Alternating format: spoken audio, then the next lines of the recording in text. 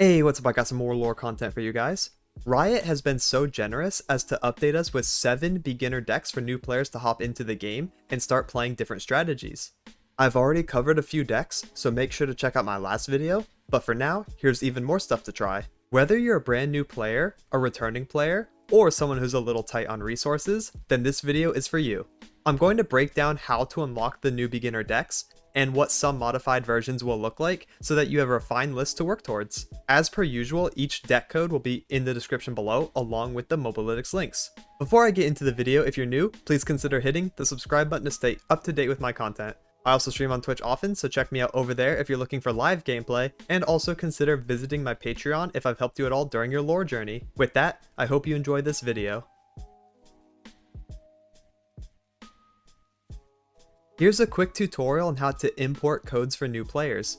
For PC users, click on the description box of this video and scroll down to the deck code. Highlight the code and press Ctrl+C or right-click copy, either one works. Then open your lore client and in the collection menu, hit import deck and it will pull it up for you. For mobile users, click on the Mobalytics link provided under the codes and scroll until you see the download icon. Click on it and then hit the copy deck code button. Open your lore app, go to the collection menu and tap on import code to insert it into your collection.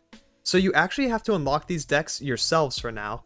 This will change after June 29th, so if you're watching this video afterwards, this doesn't apply to you and you'll have the decks automatically. But for now, what you have to do is go to the store menu and check the featured section. A list of the decks will appear for the cost of 0 coins. Make sure to grab them and they'll automatically be put into your collection. So getting right into it, I try to keep the list pretty close to the default versions that you get from the shop. However, of course I added third copies of champions, took out some of the worst performing cards and put in some better ones, and have the refined list for you here. So the first one I have for you is called Slay and Flay, and it's really interesting because it's Nasus Kalista, which is a deck that I've built myself and have been playtesting over the past couple weeks, so it's pretty funny that Riot has given it to us. What it wants to do, the general game plan, is to develop fearsome units, and just units in general that gain benefits from using our removal spells on the opponent's units. So we get cards that have buffs, things like Kayle Reaper and things like our Sentinels, right? The first time you kill a unit with a spell, grant extra stats and also has fearsome, so that's basically what we're doing. However, we're actually playing in a more aggressive fashion. We are getting down the fearsome units, we are using our removal cards to put ourselves ahead on the board and stay ahead while pushing damage. So getting into the list specifically, we have triple Kayle Reaper, a 1-mana 1/2, really nice to set up early. When you slay a unit, grant me 1/0. Slay just says basically kill an enemy unit either through combat or through our kill spells. So that's really nice. And we get to use this in the early game, push some extra damage in. He's fearsome, so he's hard to block, and he's just a really good pressure tool. Next we have triple Bark Beast, 1-mana 1/1. The first time an ally dies, grant me 2/2, so this can be things during combat, or we could use things like Glimpse Beyond or Hate Spike, right? And then Bark Beast will see that ally die and gain additional stats, being a really nice attacker or blocker for us. Moving along, we have Burgeoning Sentinel, 1-mana 1/2, fearsome, just like Kayle Reaper. The first time you kill a unit with a spell, grant me 2/1. So really nice just having another 3/3 body that also has fearsome attached to it. 2 Quietus, 1 mana, kill a unit with total power and health of 4 or less, or destroy a unit's equipment. So we can use it to kill like a 2/2 or like a 3/1. As long as the stats equal 4 or less, it is targetable through Quietus, or we can use it to destroy weapons. Weapons are pretty strong in Legends of Runeterra. They're basically equipment that attach to a unit and give them additional stats and effects. With 1 mana, we can just destroy the weapon outright, or we can kill a 4-statted unit, and that's really cool. Of course, if we resolve Quietus, we'll get the benefits from like the Sentinel, the Kayle Reaper, and all kinds of good stuff like that, while also amping up our Nasus, which we'll get to. Next we have triple Ceaseless Sentry, 2-mana 2/1, last breath, so on death, draw 1. So this is a pretty good target for us using our own cards like Hate Spike or Glimpse Beyond, or we can use it to just trade into the opponent's board while also getting an extra resource. Really nice card, just a general use draw card, really good at cycling through the deck and keeping our resources going. Next we have triple Glimpse Beyond, 2-mana fast speed spell, kill an ally to draw 2. So normally use Glimpse Beyond as a reaction. If the opponent is using removal, you can use Glimpse Beyond first. Since it resolves backwards, you get to turn a unit that was already dying into some draw cards, right? Next we have Hate Spike, 2 mana fast speed, kill an ally to deal 3 to a unit and summon a random husk.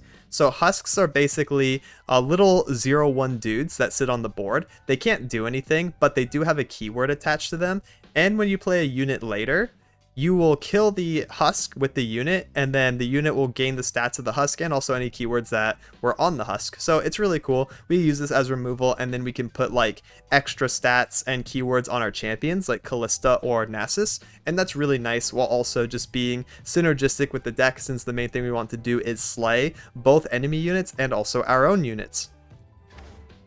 Soul Harvest, 2 mana slow speed spell, kill a follower with 3 or less power, or spend 3 mana to kill a champion with 3 or less power. There's a lot of great targets for both followers and champions, and it's a pretty nice general use cheap removal spell, so really good, especially since there is synergy with our deck. We want to be running Soul Harvest at the maximum 3 of. Next we have Buru Sentinel, 3 mana 3/3, Fearsome. The first time you kill a unit with a spell, grant me 2/1, just like the Burgeoning Sentinel, so really nice, just have some additional stats, really strong attacker or blocker. Next we have our first champion, Kalista, 3 mana 3/4 Fearsome. Level up, I've seen 3 allies die, so this can be through combat or through our own spells. When she levels, she gains an attack effect. Each round, the first time I attack, revive an attacking ephemeral copy of the strongest dead allied follower, not champion. This round, we're bonded and it takes damage for me, so Kalista becomes like a pretty annoying unit, really strong on the attack, you know, getting in 4 damage while also resurrecting something, and it will take damage for her, making her a bit safer.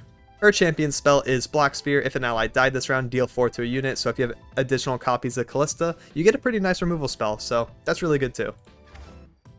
Merciless Hunter coming in, 3 mana 4/2 Fearsome, play, grant an enemy Vulnerable. You can actually use this for a couple different reasons. You can give Vulnerable to an enemy unit that you really want to kill and can like beat over, or you can actually grant something stronger Vulnerable and then grab it while you let your other higher attack units go through, right? So if you have like a 1/1, you can grab something that is normally a Fearsome blocker that could be blocking your 4 attack unit, right? Like your Merciless Hunter, and then you get to get a lot of cheap damage that way. So it's really interesting. You can use Vulnerable in a lot of different aspects. Next we have Undying. The default deck gives you 2. You will have to shell out an epic wildcard to get the 3rd copy, but Undying is very good in this deck because it gives us a target for all of our stuff, like our Glimpse Beyond, our Hate Spike, our Kayle Dragon, which we'll get to right after this. It's a really good card overall, especially since we want a reoccurring unit that summons itself round start whenever we kill it. Next we have Kayle Dragon, 4 mana 4/4 Fearsome, and also Fury. So Fury, when I kill a unit, grant me 1/1 permanently. That's really nice. We can keep using this to grow more and more. It can keep striking enemies, and also on strike, drain 1 from the enemy nexus, so it's a little bit of a heal and also chipping away at the opponent, so it's a really scary card, especially if you open multiple Kayle. Now our best Kayle targets are of course Ceaseless Sentry and also Undying. That's why we're running Undying at 3 of, so that we can curve. We can play like Undying on 3, Kayle Dragon on 4, you know, play out some strong attackers on 5, and then Nasus on 6, and that feels really good.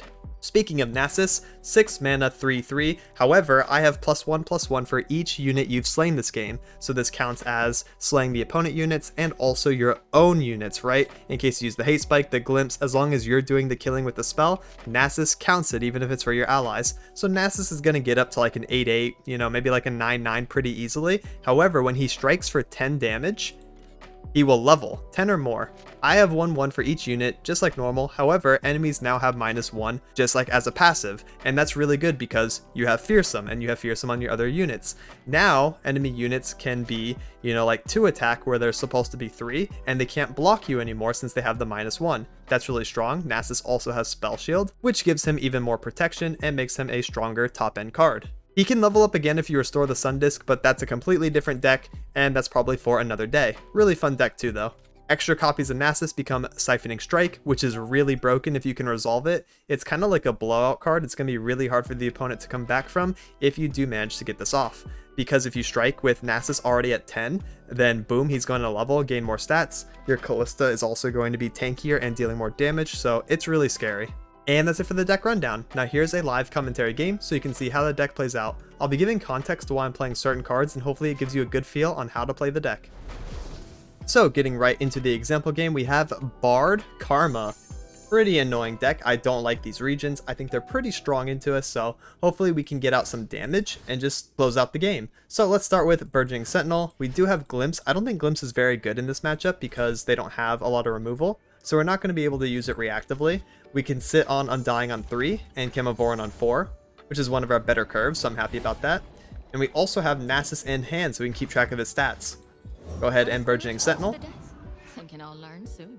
Very often we're going to float turn 2 because we have a lot of turn 2 spells, right? And then we can save them for later. So we have Quietus, which is a 1 cost. We can just cast it later on after we bank our mana. Magical Journey, sure. And then things like Soul Harvest, Glimpse Beyond, Hate Spike, they all cost 2. So it's really easy for us to just pass turn 2. And then we have mana for that if we ever draw into them. Another Nasus. That's not so bad. We have Undying on 3, like we want. And we just curve into Chemovoran. Shadow Assassin. I think I can Quietus that. I'm actually pretty happy with that. Go ahead and kill. That's 1 mana to kill their 3 mana cards, so that's really good value for us. We also get the stat boost for our Sentinel, and Nasus gained +1. Go ahead and put the Undying, and then go into our turn 4, eating the Undying. So we do this. To play me, I strike an ally or deal 3 to your Nexus. I don't want to deal 3 to my Nexus. I want to strike the ally. So let's go ahead and do that. Because it killed the ally, it also gains +1/+1, right? Because it's a dragon. So it's a 4 mana 5/5, which is really scary, and it's also going to be draining. Concussive Palm sounds good.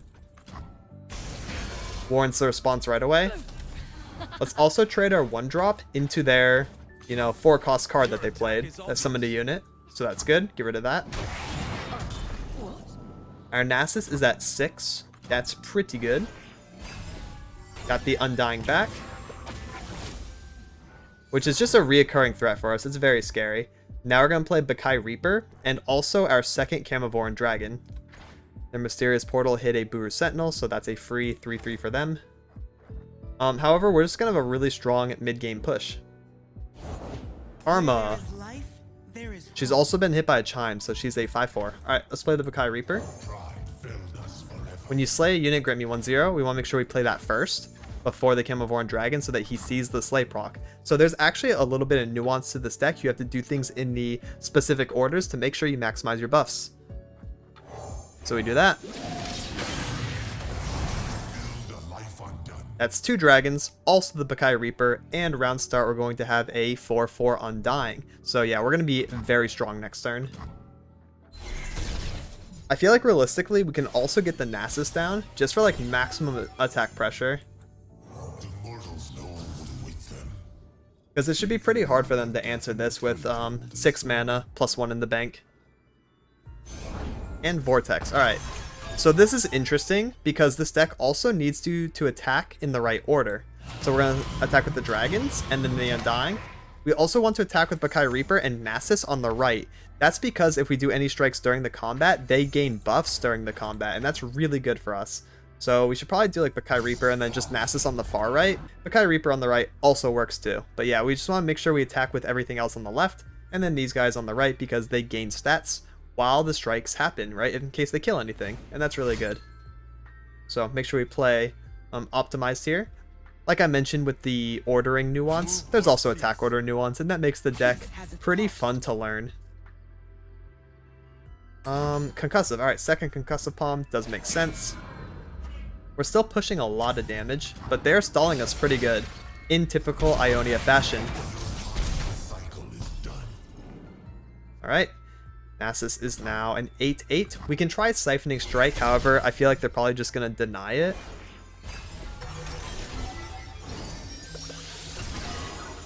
It's going to be increasingly annoying. We're on 8 mana total, so we can try getting down the Buru Sentinel first and then Siphoning Strike. I kind of like that. Or we can do Buru Sentinel, Bakai Reaper, and maybe a Glimpse play. I guess it'll depend on what they do. If we can get them below 4 mana magically, then we can definitely resolve the Siphoning Strike and maybe just win the game outright. Meduli. Well, they did definitely play below 4, so let's go ahead and do the... I think I just want Siphoning Strike right away. You think they do an attack? If they get an attack off, it's actually kind of annoying. I'll have to just accept the Modular. No, I can just block with Nasus. We're fine. Let's play the Booer Sentinel. Let's go for max value. We'll make sure we get the kill spell in so that Booer Sentinel gets buffed. Alright, Siphoning Strike. Let's go ahead and kill the Karma. She's actually more important to kill than Modular. Yeah, we'll get the buff. We'll be nice and big. Go ahead and lead that. They're probably going to surrender here. If not, we're going to attack with Nasus first now because he is already in striking range to level him. We'll strike with him and then everything else after. Yeah, but yeah, since we resolved it, they just FF, which makes sense. Very strong. And the next deck I have for you is called Divine Death, which plays around Zed and Kayle. The main strategy of the deck is to swarm and play super aggressive and get attack buffs. So things like Green Glade Duo, Grandfather Fae, Celestial Blessing, Sparring Student, things that have buffs, you want to swing with them because that levels Kayle over the course of the game, making her a very strong top-end win con. So getting right into it, we have Divine Clerk. Empower. Empower says, basically get this bonus effect if the attack stat has reached a certain threshold. So if we get Divine Clerk up to 3 attack, he'll also have lifesteal, and that's really good against like aggro matchups, especially since we want to be contesting the board as much as possible by playing as many units as possible. Divine Clerk's going to be really good in those matchups. Next we have Solari Soldier. Daybreak, give me 1/1 this round. Daybreak says you play the card first, so it's going to be a 1 mana 3/3 as long as you lead the turn with Solari Soldier, and because of the enhanced attack stat, that's going to be helping us level our Kayle, which is super good. Sparring Student, 1 mana 1/1. When you summon another ally, give me +1/+1 this round. This can stack, so if you summon 3 allies while Sparring Student's on the board, that's a +3/+3 boost, making this guy very strong if you develop Sparring Student and play a bunch of dudes. Next we have Celestial Blessing, 2 mana burst speed spell, grant an ally in play and an ally in hand, +1/+1, so you're getting a buff now, you're also getting a buff later, and that's really good, again, leveling Kayle and also using it as protection on the board. Grandfather Fae, 2 mana 1/2, when I'm summoned, create a Hungry Owlcat in hand, when you summon another Fae, grant it 1/0. Fae is a little tag up here, some cards have it, a lot of cards don't. Hungry Owlcat is a Fae, so it generates one for us, 1 mana 2/1 spell shield. And if Grandfather Fae is on the board, when we play Hungry Owlcat, or other Grandfather Faes by the way, because we can swarm with this guy and summon a bunch of Owlcats, then they will also get +1, +0, and that's again really good at leveling Kayle and getting attack pressure in. Green Glade Duo, 2 mana 2/1, when you summon another ally, give me 1/0 this round, so a lot like Sparring Student, however she's not gaining HP, but on the flip side, she's elusive, making it harder for the enemy to block her. So Green Glade Duo can also get out of control in the same way that Sparring Student can, and can be unblockable in a lot of matchups. Keeper of the Masks, 2 mana 2/3, when I'm summoned, give other allies 1/0 this round. Really good again at leveling Kayle, but also satisfies our swarm strategy. Again, since we want to spam the board and play as many cheap and efficient units as possible, Keeper of the Mask comes down and just gives a really big attack boost, and that's really good for us. Next we have Pale Cascade, 2 mana burst speed spell, give an ally +1/+1 this round. Also Nightfall, draw 1, so as long as it's not played first in the round, it will get the Nightfall effect. Nice little +1 draw. And moving right along, we have a very strong 3-cost card, Navori Longtail. When I'm summoned, summon a Navori Brigand, or give other allies +1/+1 this round. So it can do one of two things: swarm the board with 2 units, and that's nice if we already have some units developed, or just give everything +1/+1 for really big attack swings. Winged Messenger, 3 mana 2/4, empower 3, so as long as it has +1 attack, it also gains elusive, making it harder to block. Zed, our first champion, 3 mana 3/2, quick attack.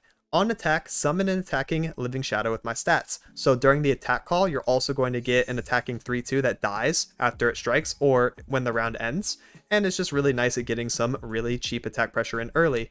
Now, if Zed attacks and hits the enemy nexus twice, him or his shadow, right? As long as 2 strikes happen on the enemy nexus, he will level, meaning he will now summon the Living Shadow with his stats and positive keywords. So if you're able to buff Zed, it will also buff the Living Shadow, and that's really scary. Normally it already does this, however, there's a bonus effect if you can get Zed some keywords. Now we don't really have access to keywords in this deck, like we're not really giving him elusive or anything like that, but it is really nice because the enhanced attack will be helping us push lethals. So yeah, really good attack pressure. Zed's just like one of the strongest attack turn 3 units in the game. As long as he can come down and get his job done, he's going to be putting a lot of pressure in. Kinku's Call, 4 mana slow speed spell, summon a Keeper of Masks now, or at the next round start, and also draw one right now. So Keeper of the Mask, again, we have this card. We get to summon it basically during the action that we want right then, or we can wait and it gets summoned on round start, meaning we can just do an open attack with the +1 attack. Kayle, our other champion. 5 mana 1/5. I have +1/+0 for each time an ally attack with increased power. This happens over the course of the game. That's why we're doing the Grandfather Fae stuff. That's why we're doing Green Glade Duo, Keeper of Masks, you know, anything that gives +1. As long as we're attacking with those, Kayle will be gaining permanent attack for herself. So when she comes down, she's going to be really big, and that's awesome. When I'm summoned, grant allies 1/0. Okay, very good. She's also an attack buff like Keeper of the Mask. She is in power 6, quick attack. So if she goes up to 6 power, she also gains quick attack on her own card, and that's really good at just beating over the board. And round start, level up, I have 11 plus power. So if you're attacking with a bunch of things, Kayle goes up to 11 power, and then she round start levels into Big Kayle, where she also has Overwhelm, making her a 1-card win con for us. I have 1/0, blah blah blah. Also, when I'm summoned or level up, grant allies 1/1 permanently. Big buff here. In power 16, if she gets up to 16 attack, she has double attack. This applies Overwhelm twice, by the way, meaning she literally just kind of kills the opponent outright by herself, and that's really, really scary. Kayle also has her spell. Give an ally, I can't take damage or die. So it's kind of like a pseudo spell shield. However, it only works against like direct damage spells or direct kill spells. So yeah, you can't really stop like Silence or Mini Morph or transformations in general, but you can stop Vengeance from killing her with Divine Judgment, and that's really cool. And then she just kind of kills things with her in power 16 Overwhelm, and it's really fun. The last 2 cards I have are the epics that the game gives you.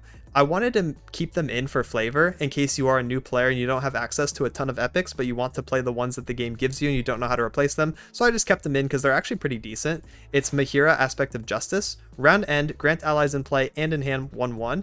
And power 5 has Elusive, Lifesteal, and Overwhelm, so it's just like a reoccurring threat. It's pretty cool. You could also replace it for like second sign-in, and then you'll probably just be good to go if you have the extra epic wild card and you can spend. You can get rid of Mahira, run second sign-in. But yeah, what sign-in does, 6 mana 3/5. When I'm summoned, draw 2. So this is really good since we're swarming, we're dumping our hand. Sign-in automatically gives us +2. That's really good at refilling our resources and keeping the pressure going in case, you know, we're not quite hitting lethals. Also, give all allies +1/+1 this round. Just another really good buff. So yeah, sign-in's really sick. Definitely sack the Mahira, put in second sign-in, and you're basically good to go with this deck. And that's it for the rundown. Now here's a live commentary game so you can see how it plays out. And for the example game, we have a variation of Nasus. This is called Vaults of Helya Nasus. It's basically a way to cheat him out by killing something from deck and then summoning something that's a higher cost, and it basically climbs up to Nasus. I've covered it before. It's pretty interesting.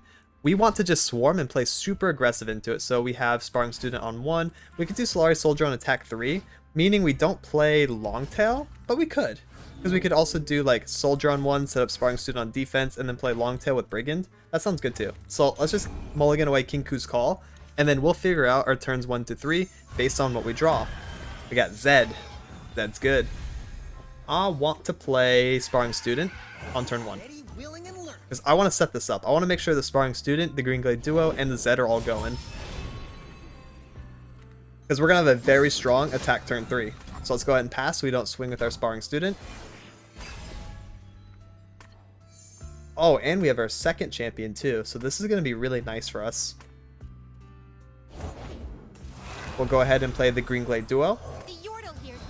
And then we're taking 4 to face. We don't want to sacrifice our units. We are okay taking damage. We want to make sure we stay nice and aggressive. Yep, 2 to face. They could have also swung at the Bakai. I would have just taken it. Alright, Zed time. Time for a very strong turn 3. Now, if we weren't on Zed, we would have Longtail summoning Brigand, and that'd be buffing both of our units. So that'd be good too. But since we're on Zed, we might as well play him. Are you supposed to be here? That's going to make Sparring Student a 3/3 and Green Glade Duo a 4/1 as soon as we get the attack call, because that's going to summon a Shadow for us. Yep, this is good. We're going to full send it. Get nice and aggressive. That's also buffing our Kayle, right? Because Sparring Student and Green Glade Duo have enhanced attack. So that's really good. Yep, go ahead and pay your Zed tax, basically sacking a unit for free to prevent his level immediately. If he or Shadow strikes again, then we will get Zed level. Yep, seems good.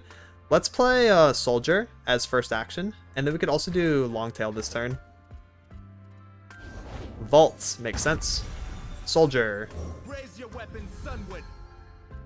And then Navori Longtail. We could also open attack after that, huh? Interesting. I could also do Green Glade Duo and then play Kayle. I think that's probably better. Says you. Because we need to have the board space. So second duo is going to be really clean. Alright. Yep. They could run Castigate, which would be really annoying, preventing us from getting our... Actually, Kayle's fine because of Zed and Kayle. Okay, Castigate, I'm not actually that scared of. I'd only be scared of Eradication. But we don't have to worry about Eradication because we have a lot of things outside of their removal spells. So yeah, it's kind of hard for them to deal with this. I'm pretty sure we just win on attack 5. Showing how aggressive we can get. Let's go ahead and swing with all this, not this. Zed, this. Because Zed is going to summon a Shadow, we want to hold something back. So we'll hold back the Soldier and attack with our champions and our really strong units. Gives Kayle 10 attack. Nice. Alright, so yeah, it's just kind of doomed. See how fast this deck can play? It's actually really scary. And something I forgot to mention is that this deck is actually really easy to play too. Yeah. You just set up and then you swing for a ton of damage. My skill is unrivaled. Yeah, it's a Zed skin, so got the really cool animation at the end as well. Ah, boom. Got him.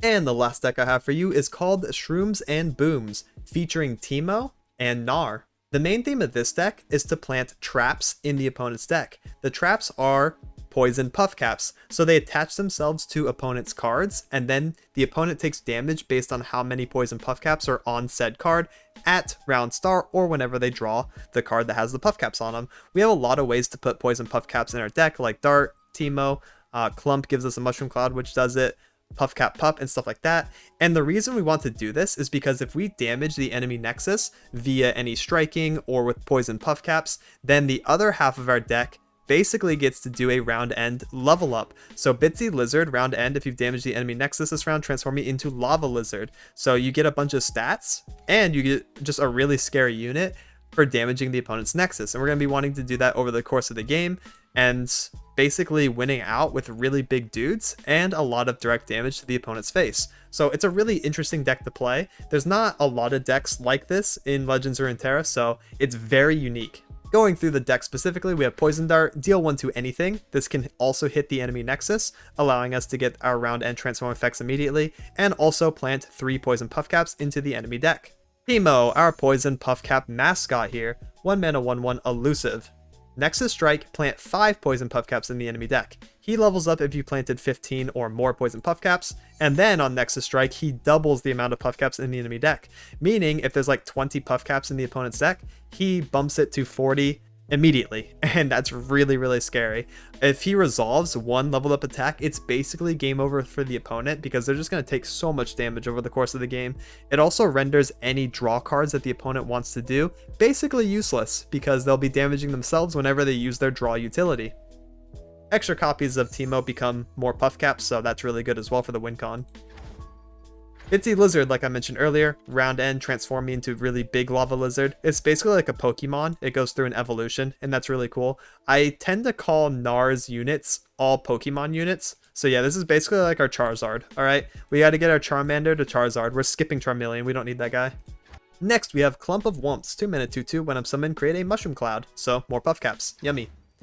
3 Mystic Shot, can use this as damage to face or removal, depending on how we need it. Puff Cap Pup, 2 mana 2/2, quick attack. On strike, plant 3 poison puff caps in the enemy deck. Love that.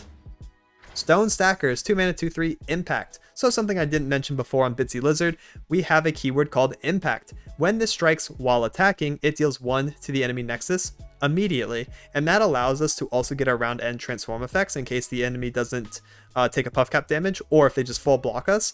Impact will also get us there, so really nice utility card to have. Chief Nakotak, 3 mana 2/4. When an ally transforms, fully heal it and grant it 1/1 and an impact. If it already has impact, it will have 2. So yeah, it can stack, and that's really cool. So transform is again like the Bitsy Lizard, right? Bitsy Lizard says transform me round end, so this will be a 4/5 lava lizard with 2 impact if Nakotak sees it transform, and that's really broken. A fun fact though is when champions level, that actually counts as a transform. So if Teemo goes to level 2 and Nakotak sees that, then Teemo's going to get the buff, and so is Gnar. Gnar will also get the buff. He'll be like a 6/6 with impact, quick attack, overwhelm. He's going to be a stacked dude as long as Nakotak sees the champion level. So that's a little fun fact for you. Next we have Puffcap Peddler, 3 mana 3/3. When you play a spell, plant 3 poison Puffcaps into the enemy deck. So we're going to want to sit on this guy, play the Poison Dart, play the Mystic Shot, play our generated Pokestick from Gnar, which we'll get to, and then we get some extra Puffcaps directly into the enemy deck. Very nice. Chump Wump, 4 mana 4/4. When I'm summoned, create 2 Mushroom Clouds in hand. That's really good too, just more Mushroom Clouding, and it's a 4/4 body, very big rat. Gnar, our other champion, 4 mana 3/3. Quick attack. On strike, create a Pokestick in hand, which is this. Deal 1 to anything, draw 1. Really good at hitting the enemy nexus. It draws us a card, which is really broken. Again, if Peddler sees it, then you'll also plant some Puffcaps in the enemy deck on cast, and that's really broken. If you already have one, reduce its cost by 2, making it free. So yeah, Gnar's really nice. Round end, you've damaged the enemy nexus. So just like the transform units like the Bitsy Lizard and stuff, Gnar will level under the same condition and become Mega Gnar.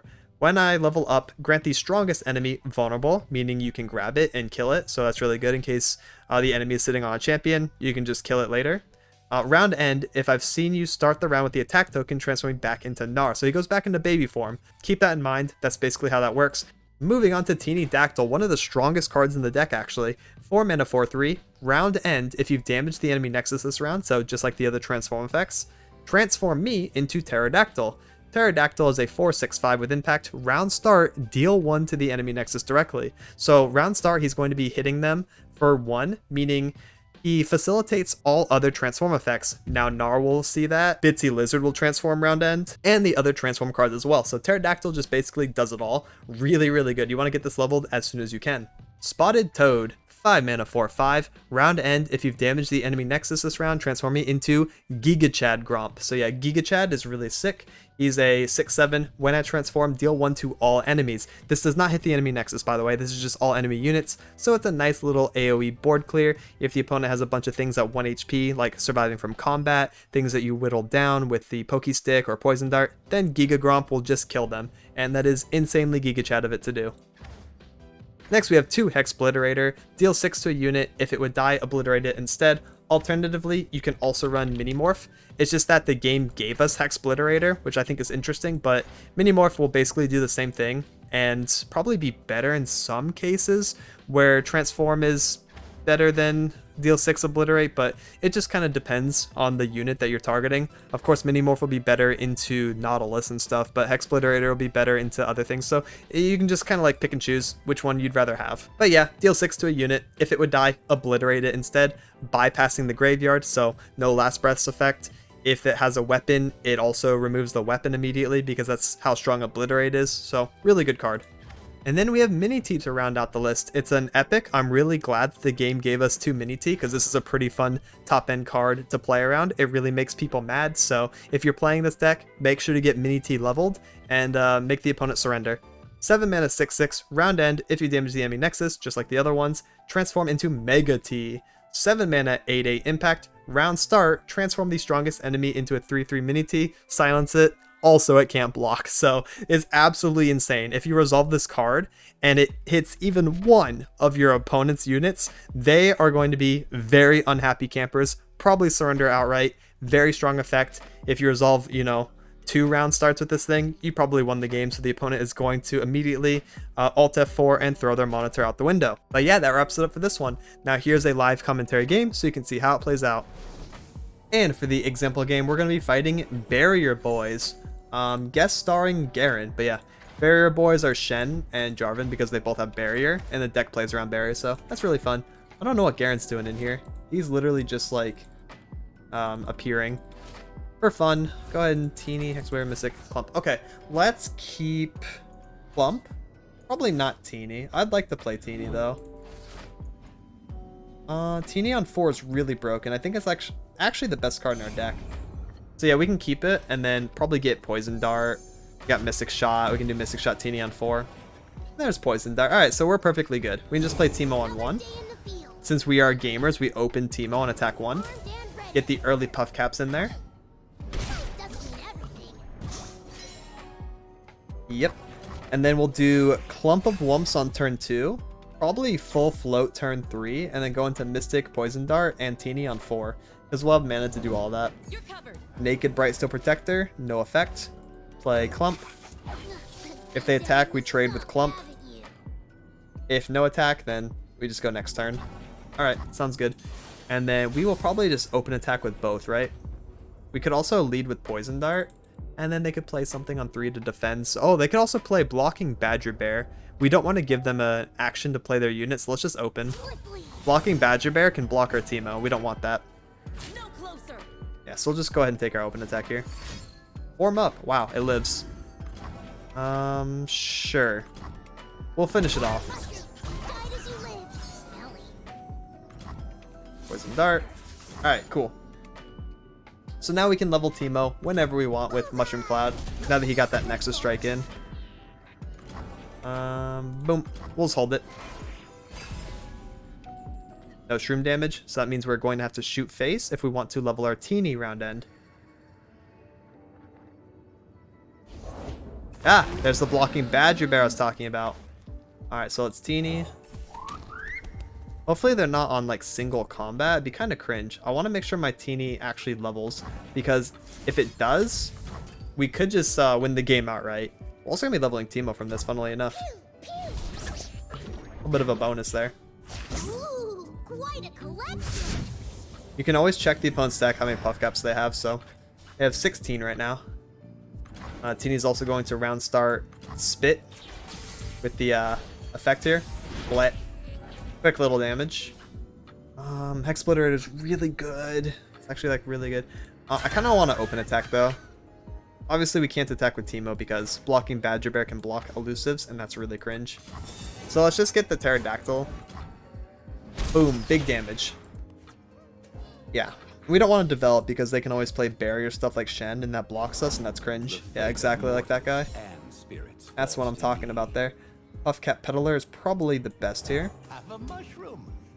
Because now we can just start spamming Puffcaps into the enemy deck and that's how we're going to win. They're just going to take infinite damage. Every turn Pterodactyl spits and then they're going to take a bunch of shrooms at some point. If they open attack and get Jarvan, ooh, that's actually really annoying for me. Hopefully they don't do that. Screeching, alright. Let's go ahead and lead Hex Splitterator on the Screeching. We don't want that grabbing our units with its Challenger. I really don't mind Shen and Badger Bear existing. Form up, alright.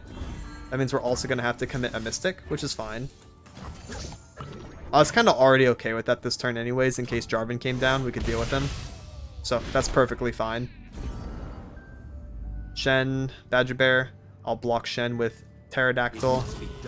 They've already played 2 form-ups, right? So chance of 3rd form-up is really low. Yeah, so they don't have it. Love the smell of mushrooms in the morning. They might just die to shrooms and Pterodactyl spitting round start. Funnily enough, that is what the deck is supposed to do, but it's doing it a little too well in my opinion. And we yordles in uniform do like a wump. Yep. No Screeching. Alright, let's send it.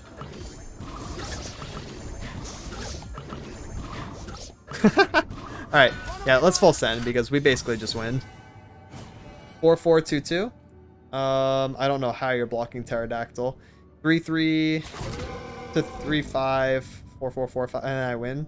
Like, I'm up attacker, so they have to be on like single combat or something too. Just kind of tricky. On top of also having 53 puff caps in their deck. There is no dispute. Yeah, good luck. Good luck having an out here.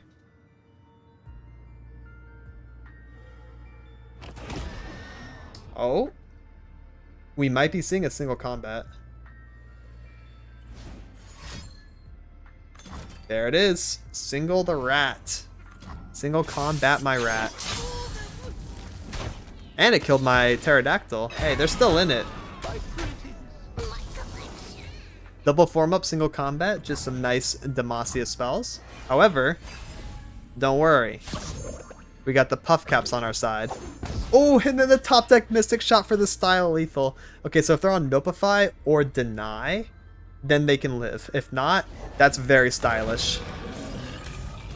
Let's go ahead and just try it. Just a little Mystic Shot to face action. Ah, boom. Got him. Oh my god. What a goofy game. Let's go. And that about wraps it up. I really hope you enjoyed this one. Again, make sure to go to the store menu and collect your decks for free. I'll be covering all of them and even more beginner decks that you can do like some mixing and matching very soon. So subscribe if you want to see even more beginner friendly strategies. And that's it for this one. Please like if you thought this video was informative or entertaining. It really helps me out.